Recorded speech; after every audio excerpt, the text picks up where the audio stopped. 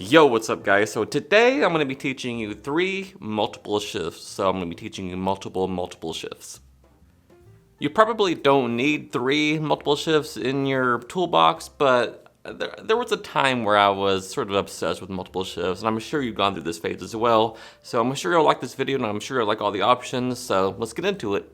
So real quick before we jump into it, I just want to remind you guys that my Patreon is still open, and what I'm doing over there is basically teaching everything out of my new book, Beyond Fantasy.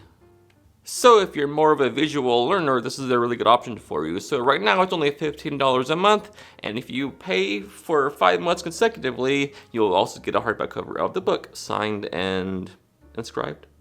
Link down below in the description. Alright, so this first one is actually very easy, and it comes out of card college, and not a lot of people do it, which is surprising. But it's called the Cardini Shift, or the overhand shuffle shift, alright? So what we'll do is to show you, we'll take the aces here, and we'll put them in different parts of the pack, just like so. And you know what, we'll even push them in all the way. That's the aces there going in all the way, and we can square them up, and we'll even give them a overhand shuffle just like that, and all the aces return to the top of the deck.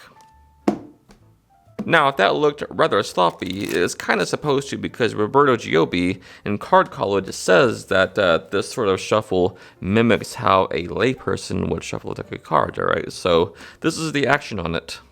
What you do is you put the aces in different parts of the pack, and the first one goes about a quarter, maybe less, from the bottom, and you want to have them more or less in the bottom portion of the deck, alright? So they're more in the bottom than they are in the upper portion, if that makes sense, alright? So you put those in like this, so you can see that there's a block of cards above the aces, and then they're more or so down in the deck, alright? So what you're going to do is appear to push them in, but in fact you're going to side jog them like so. So what you do is you start to push them in, but you use your middle finger to angle jog them like so. You can see that happening right there. Now in the act of squaring the deck, you take your index finger and you contact that protruding corner from the front, and in the act of squaring up, you just kick that over to the side like this as you appear to square the deck. Alright, so again, from the top, that would have been cool. From the top, take the aces, put them in different parts of the pack, like so, more towards the bottom, and then you start to push them in using your index finger. You just angle jog them, so you push more on this side, right? And then the front, you want to push them in from the corner like this, so they become angle jogged. And then in the action of squaring them up, take your index finger, kick that corner to the side like this, as you appear to square up like this, so they become side jogged like so. Here is that once again exposed, so you have the aces going in. In fact, we'll do it face up this time so you can see them. All right, so they go in like this in different parts towards the bottom, like so. Now you go to push them in. This is exposed view. They go in like this, but this hand hides everything. All right, take your index finger, kick that to the side as you appear to square up like this, and that's how you get them in the side jogged position. But this hand covers everything, so they can't see what's going on here. Now essentially what the move is you turn the deck to the side to start an overhand shuffle, and essentially you're just taking the aces out like this and doing a shuffle. But let's have some flavor to it, alright? Alright, so we have the aces side jogged like that. Now what you're going to do is you want to keep those out-jogged aces hidden, so a good touch is to take your thumb, and as you turn over to do the shuffle, this thumb sort of kicks over that top block to hide the aces like that. So as you turn it over, that sort of aligns with the side-jogged aces, that block there, as you can see. So, but this hand still hides everything, alright? So what you're going to do is take out the aces with that block, as you can see here happening like that. Take all those cards out, and then what you're going to do is just shuffle these onto the deck, and then just do singles once you get to those aces like that. And that's the shift. You have all those aces on top. Once again, start to finish, the aces go in just like so, right? You push them in, they become side jogged as you square those up, just like such. And then as you turn it over, to kick that top block over like this. This hand hides everything. Strip those aces out as you move that block up with the aces. start to shuffle those cards onto the deck, run singles once you get to the aces, and that, my friends, is a very deceptive, loose and sloppy shift, just the way I like them. Alright, so this next one is the Swain Bluff Control by James Swain. Alright, so what we do is we take the aces like this, and you know what, let's get fancy with it today. So what we're going to do, let's take one of the aces like this. Oh, fancy, right? So what we can do is put the ace down here, one ace right there, the other goes there, and there one goes there. So we have all aces in different parts of the pack. All we do is we push them in like this, right? No funny business. And all we do is give it a pack of shuffle like that, and hopefully we have all 4 aces back on top of the deck. All right, so this one is super fun. It's fun to practice, and it's just fun to do, and it looks awesome. All right, so what you're gonna do is take the aces, and you show the aces like this, and you want to turn them over face down on top of the deck. However, a little secret move takes place as you do that. All you're gonna do is get a break under the top card of the deck. It doesn't matter what the card is, just get a break, a pinky break under that top card as you turn the aces over like this. So you have a break under 5 cards.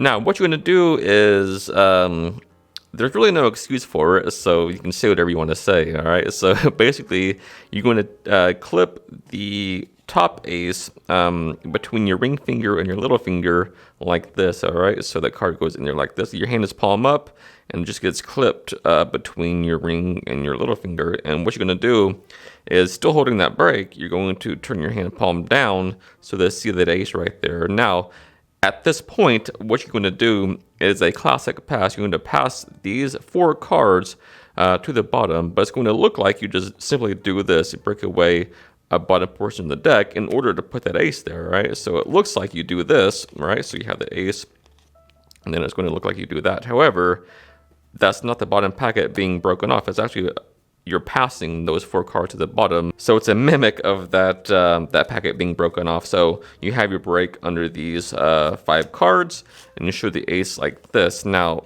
what you want to do is get into pass mode like this. So these fingers and this card is going to cover everything, all right? So what you're going to do, this is the exposed view. Take everything and build a grip like this, and simply just pass these to the bottom like this, and just move this hand palm up like this, and that will hide everything. So from the front, not exposed, it looks like this. All right, so look at that, look how perfect that looks. All I'm doing is passing those cards without the ace. This is what you're doing so you can see everything better. Right, so I'm gonna try to show this as best as I can here. All right, so basically you have that break, and you clip the corner of the card between the little finger and the ring finger, and you're simply moving those cards to the bottom like this. All right, so this bigger part of the deck moves up, and this part of the deck moves down. Standard classic pass movements. All right, so you don't have to be an expert at passes either. I mean, I'm quite terrible at the pass, but this still works. All right, so from all angles, that's what's happening.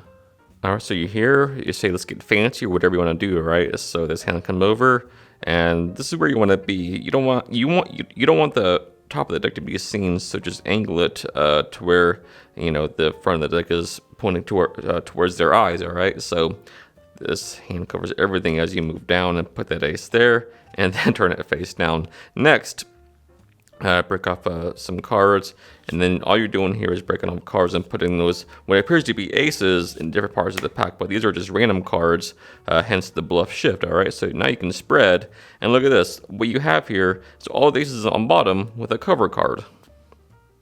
All right, so you like this, you spread through, and now you can close up the deck and very cleanly push those aces in. Now if you need the aces on the bottom, all you have to do is get rid of that cover card, and you're good to go for them on the bottom. However, if you want them on the top, simply do an overhand shuffle, starting with the slip. Just slip that there, and then just run the aces to the top with an overhand shuffle taught previously.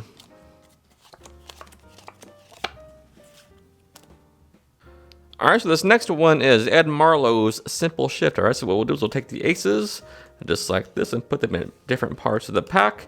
And you can see them all go in. In fact, I'll be very fair about it. You can see them go in right there, all right? So if you cut, and you can see that there's no aces. Well, there they are. All right, so that may or may not have been an accident, all right? So in any case, this always works, but here's the action on it. So this works with the plunger principle, and what you're going to do is take the aces and start putting them in the middle of the deck, and you want them to go around the middle of the pack together like this, all right? So more or less together in the middle, right around there. However, what you're going to do is, as you place the first one in, you're going to peek the card that this first one goes under. In this case, it'll be the 3 of spades there, right? So that'll be sort of your key card, all right? So you put that first ace in, and then just remember the 3 of spades, all right? So that one goes in there, and it doesn't matter where these go in. You don't have to keep track of anything besides that 3 of spades at this point, all right? So those go in.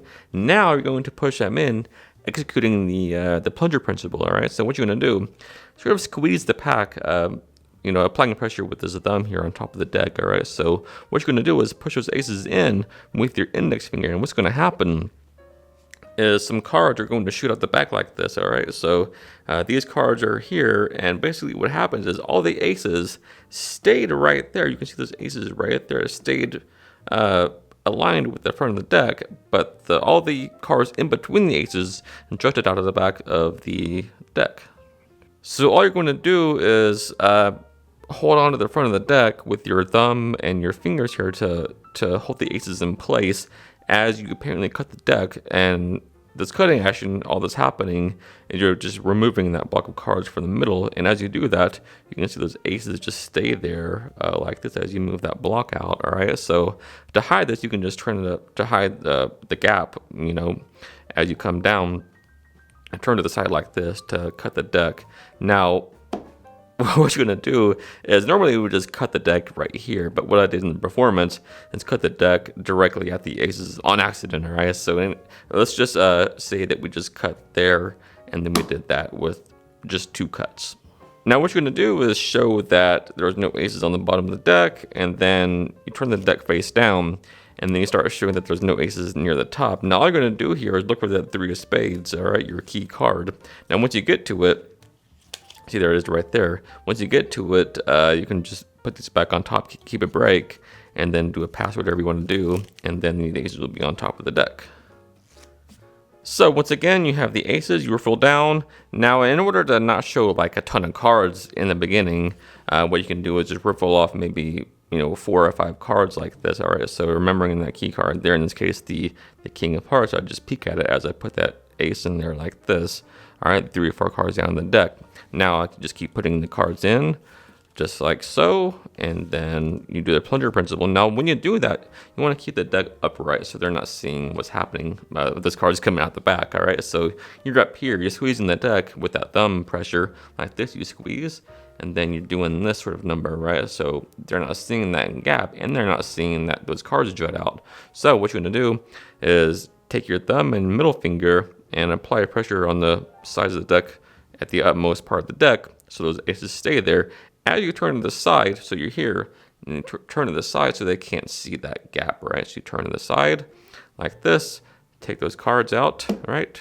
Like this, and then that simulates a cut. So now, all you have to do is say, look, there's no aces on the bottom, and then since that was so close to the top, that king, you just show a few cards, there's no aces on the top of the deck. When you get to that king of hearts, just put everything on top, keep a break, then do a double undercut or whatever you're going to do to keep the aces on top of the deck. Alright guys, so as always, I really appreciate you taking the time out of your day to watch this video, and I really hope that you'll learn something new. Until next time, happy practicing. I love you guys.